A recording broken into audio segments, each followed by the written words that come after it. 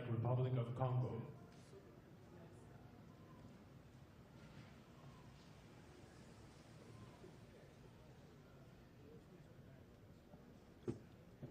His Excellency Joseph Kabila Kabange, President of the Democratic Republic of the Congo.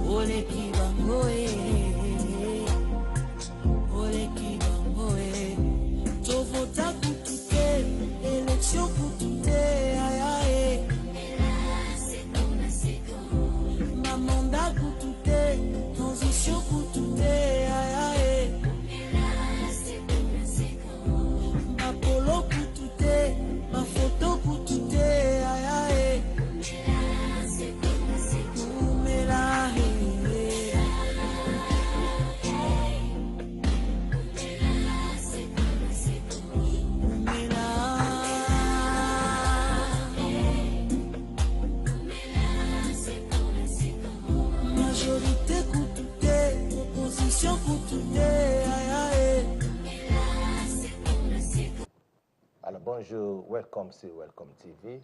Nous sommes en direct à la télévision ici en Angleterre. Alors, nous avons beaucoup d'informations au Pestabino. Mais, le retour le barak est Tembe et Sili. Le président Joseph Kabila Kabange, il était accueilli dans Lubumbashi. Donc, il a vraiment ma casse, il a accueilli mon groupe dans le chaleureuse.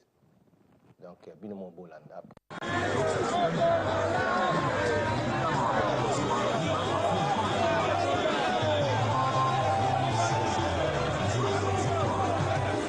Excellence Évariste Rochard.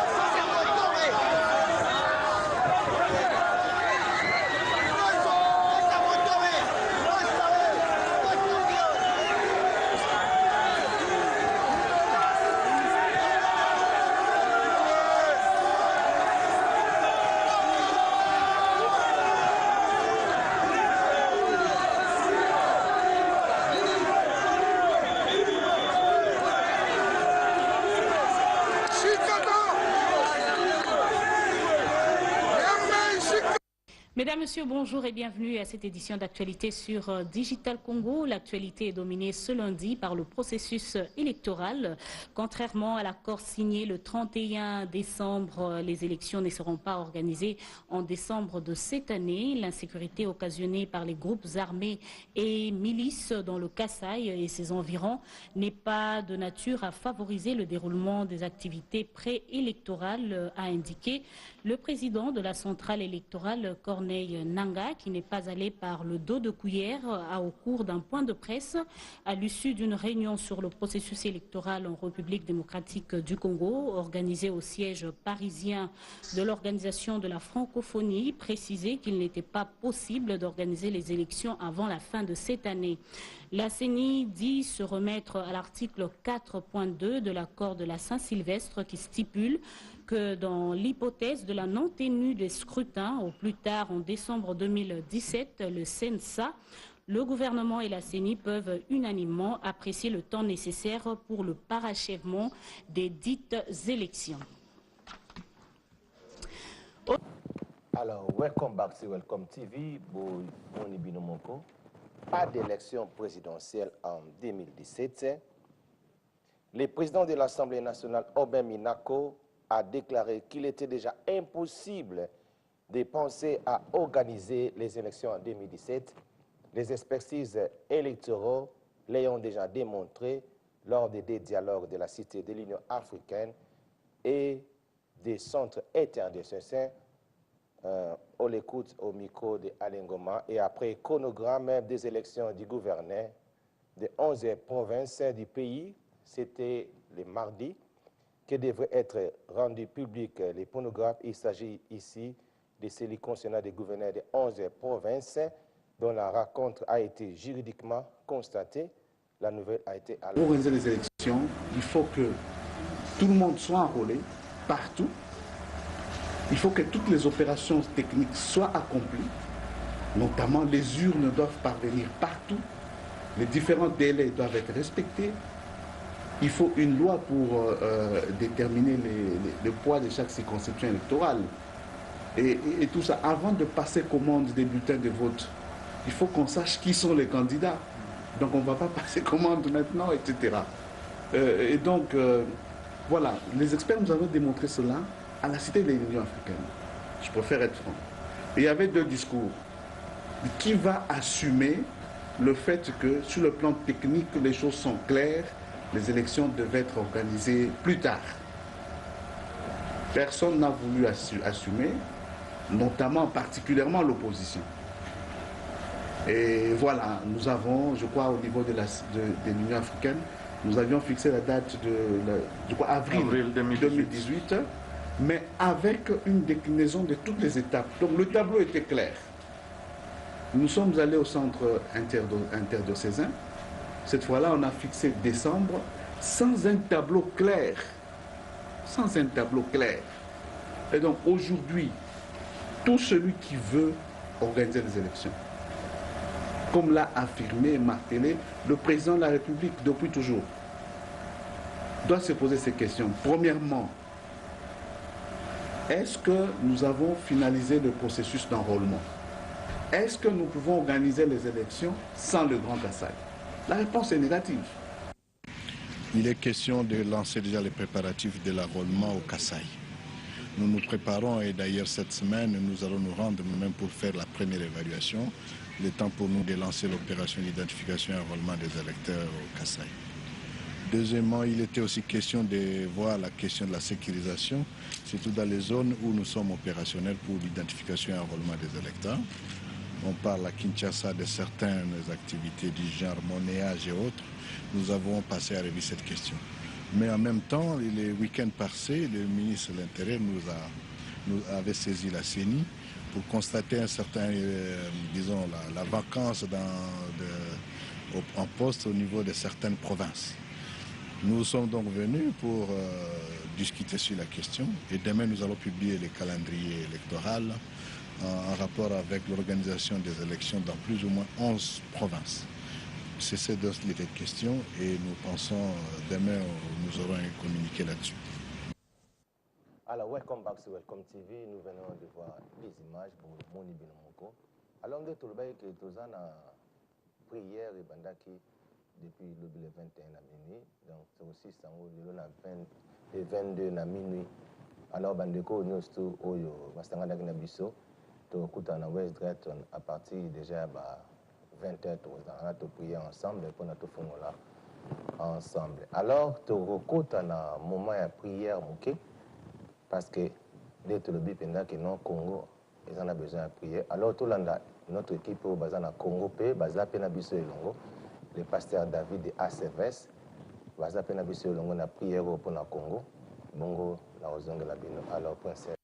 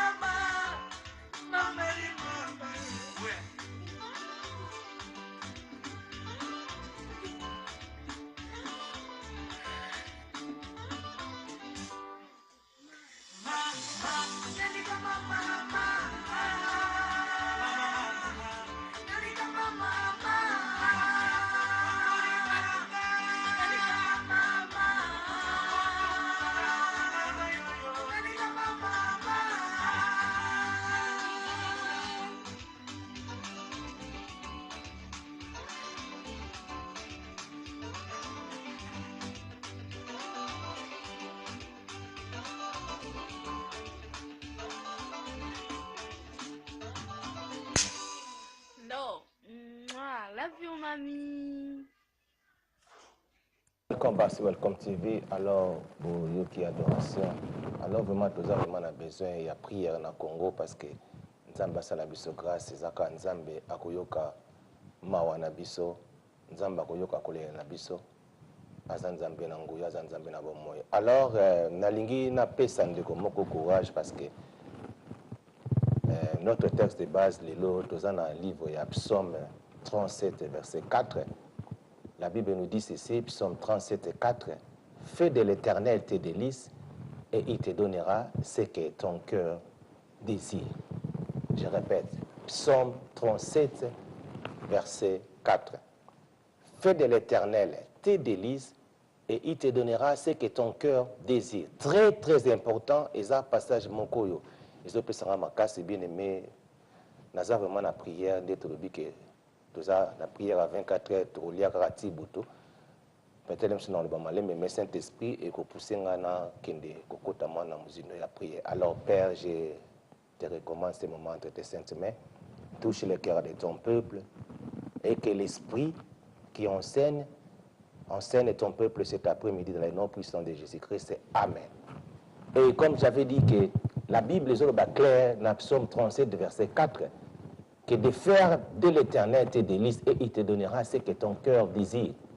Alors, bien aimé, dans le cœur de l'homme, il y a plein de choses na kati na mitema na bato. Na mitema na bato, ils ont un makambi belé ou ibomba na mitema. Mais la plupart est kogisa marate. Donc, bato babomba makambi belé na mitema, mais la plupart est kogisa marate. Alors, comment le cola normal et comment le cola donc c'est la nature. Au cause d'un projet, na mitema, au cause d'un projet, au sala, mais aussi maté. Mais ce que j'aime dans ces textes, ils ont un courage, ils ont une force à chaque fois. Que ils ont secret peut-être même sous banda au banda ko sambela au yebagate. Peut-être même sous au kendarano ko sambela au tangano verso au me compandagate. Ils ont un secret mon ko, na clé au banglé babi qui. Donc qui na sens que makamuno zo kanise salama comme la Bible le dit que fais de l'Éternel tes délices obi moro français ça moins compliqué mais anglais ça la propre anglais zo le Bible dit delight yourself to the Lord donc ce que mo delight mbala mo comprendre logo nini et ni ko la c'est le but delight yourself donc yo moko o sala et pas na Nzambe délice na yo donc délice ezanini délice ezelo malamu o moni kele sous plat moko délicieuse. Vous avez un plan délicieux. Donc, vous avez un secret pour avoir que le projet na yo eko kisamado Nzambe a pesa yo ba projet na yo eko kisamado makambo zoluka et salama. Il faut ocha Nzambe azala lokola eloka malamu ya liboso na kati na vie na yo. Azala sujet à joie na vie na yo. Ndenge anglais zoloba delight yourself to the Lord. Donc, oza ko sepelaka yo moko na makambo na Nzambe. Souvenez-vous de David. Le roi David abanda kolobake je suis dans la joie quand on me dit d'aller dans la maison de l'Éternel. Alors, bien aimé, succès, pour réussir, pour être heureux dans la vie, il faut que première d'abord, c'est la clé. Il faut que Nzambe loko ya kitoko. Makamuna Nzambe parce que le but dit là yourself ça yomoko bandako nenazolo babu banda déjà ko sepela. Oh l'homme de Dieu il est en train de parler des choses oh ya yete mais ça makamuna Nzambe bandako sepela. Et ça clé ya succès na yo. Et ça pour ton intérêt. Et ça te que no temps na bandiko lo bandiko ima non tu te bloques toi-même. Alors commencez à delight in the Lord. Bandiko sepela Nzambe. Donc ça le kola kinde balobi fais de l'Éternel tes délices et il te donnera ce que ton cœur désire.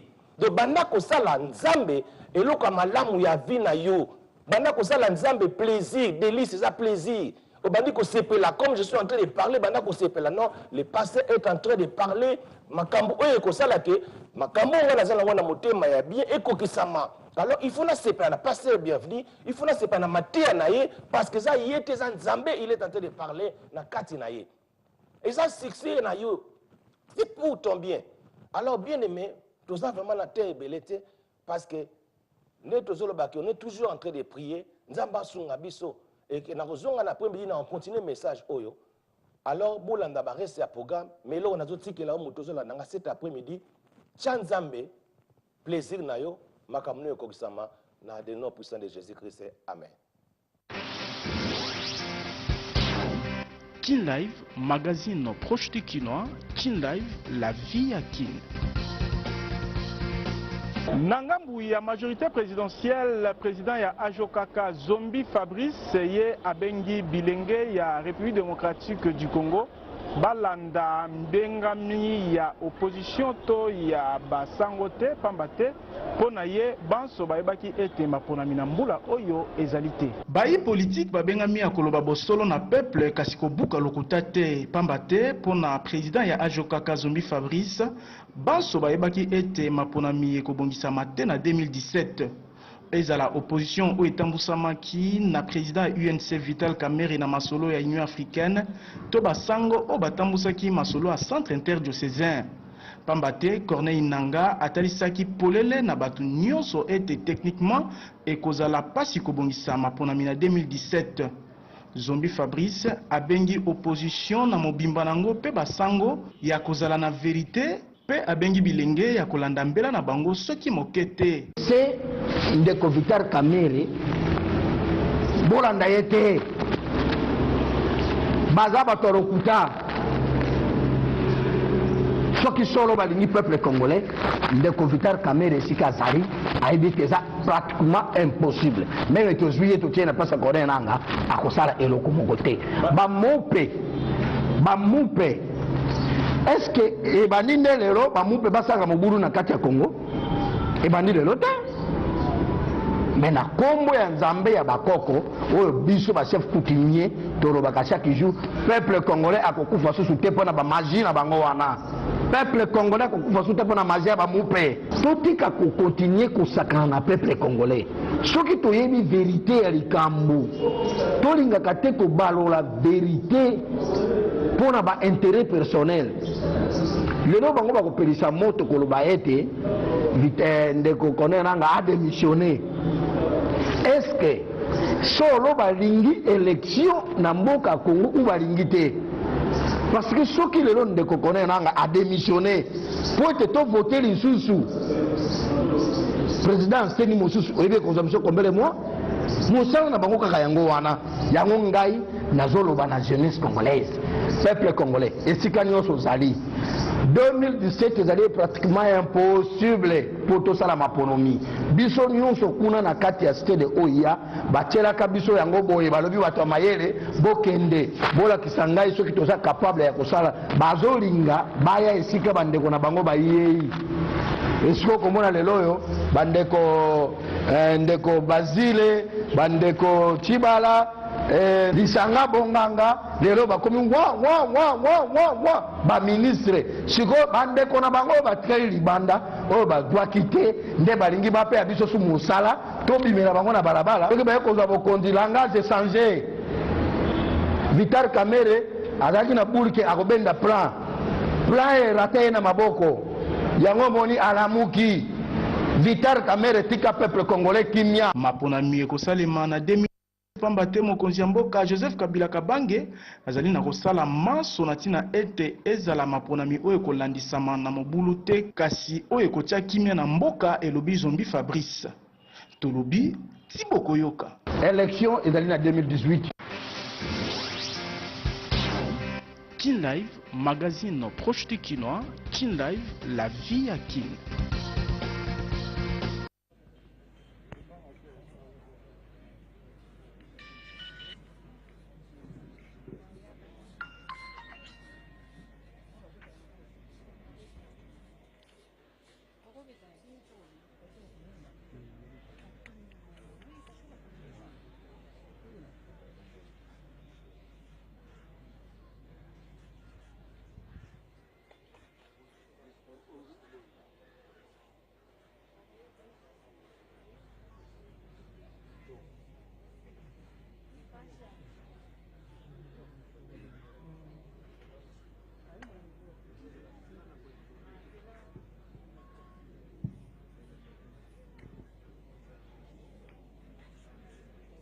na komba tata mwana molimo safi ndenge toutaki koloba cérémonie ezali mokuse mama tiala mwana akoyemba nzembo oyo ya prophétie liboso ya papa mpona kotémoigne ete prophétie nde eutaki awa biso nyonso tokolanda soki asilisi koyemba tobeta tokende epai ya mokonzi ya kule sikoyo topesi micro epai ya mama Tiala Mwana.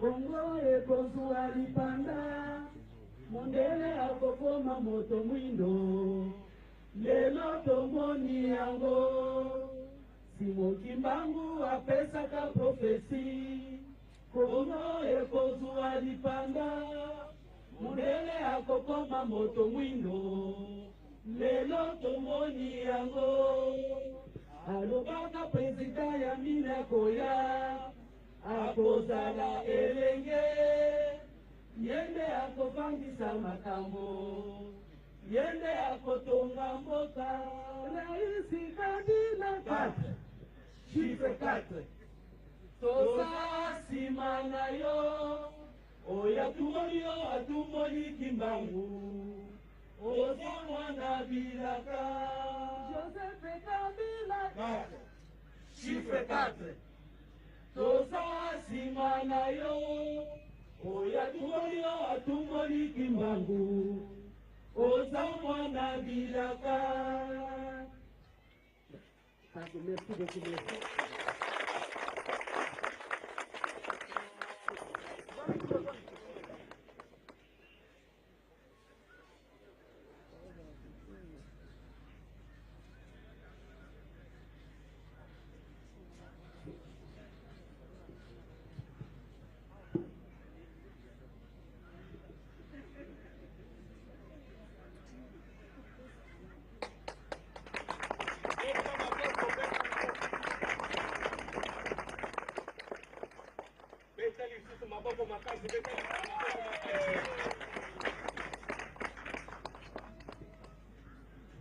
Voilà, wana ezali photo ya souvenir mama nationale Mama Tiala Mwana na loyembo bitoko asili koyembela biso mpona koconfirme prophétie ya papa Simon Kimbangu yangwana aye mpona kokutana na ye moko Simon Kimbangu nde ye wana bokomona ye mpona kolakisa ete mokili na biso ezali na maboko ya papa Simon Kimbangu.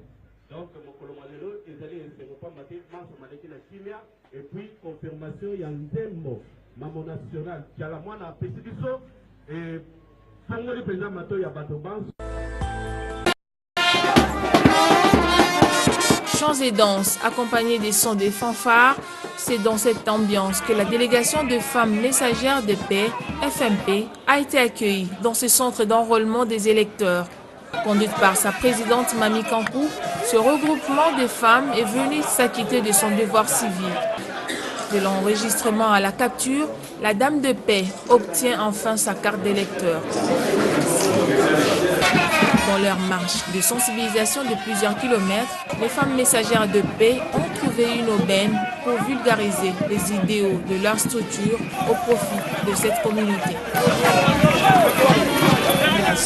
S'en est suivi d'une visite surprise chez l'autorité coutumière de Matadi-Kibala et Kinsuka Pêcheur. Elle trouve que les combats menés par Mami Kankou et son mouvement est noble.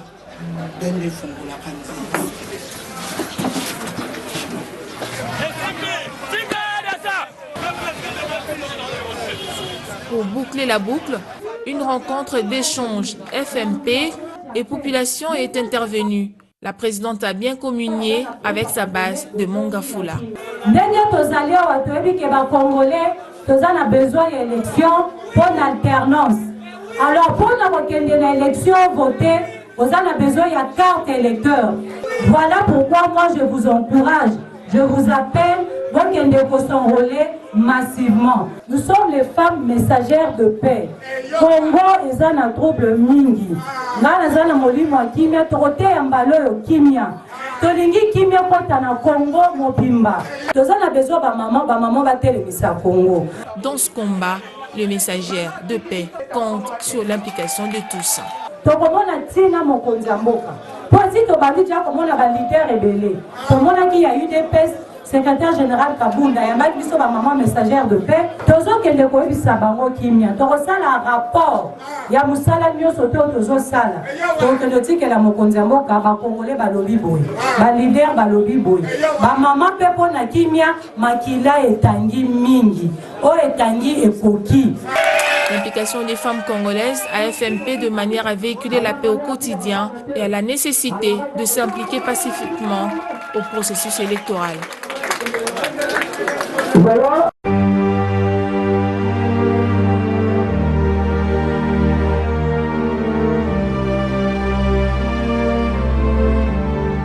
Le peuple congolais n'est pas n'importe quel peuple.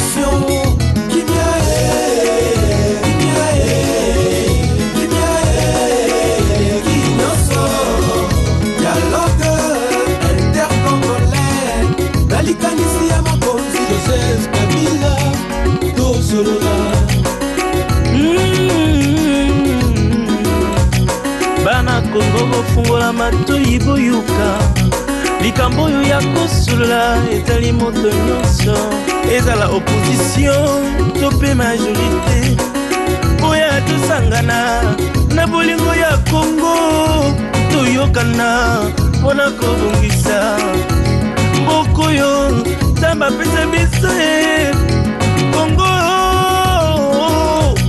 toboyi bitumba toboyi pillage toboyi makila etanga lisusu na mboka Kongo yo toyokana dialogue entre Congolais, dialogue pour le bien du Congo, une tradition, une solution,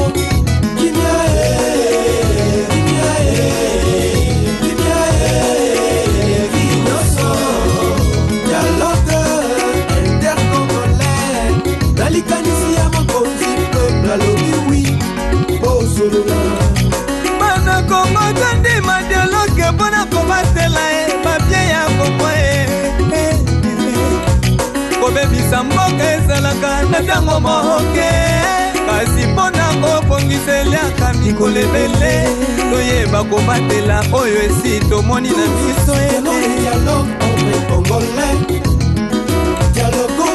le bien du Congo, une tradition, une solution.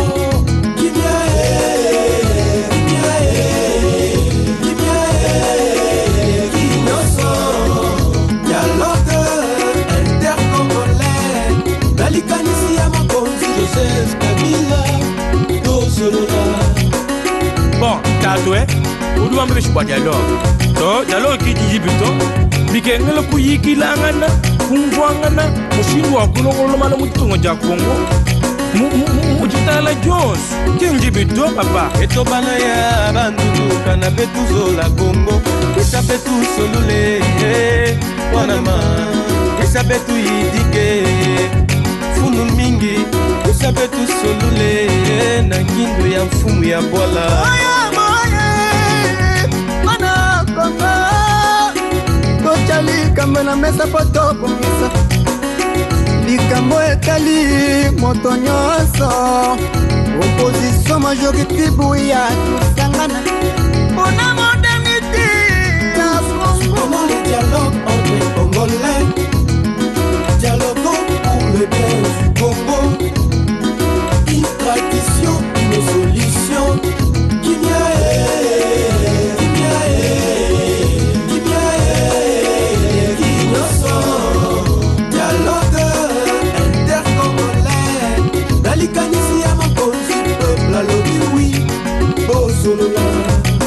Oh baba, nasema je, jua kusumbuia. Mimi nafurahi sana. Kusumbuia iko mzuri jua kutengeneza hii dunia. Papa, oyoki sango ya dialogue na yoki yango papa. Nalingi tosangana toyokana pombo na biso kende liboso. Makomi na Nzambe lobi bato mibale bakoki kotambola esika moko soki bayokani te oya tosangana tobongisa ekolo moko oyo nzambe apesa biso etonda wolo mpe palata meme na likambo nyonso dialoge ezalaka boya boya boya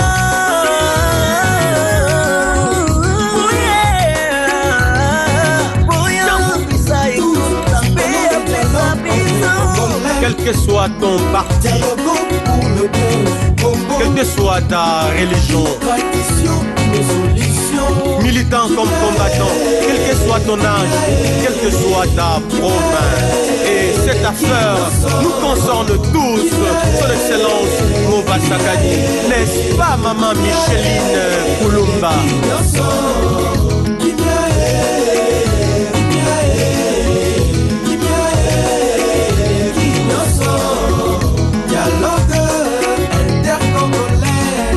Likanisi ya mokonzi Joseph Kabila tosolola.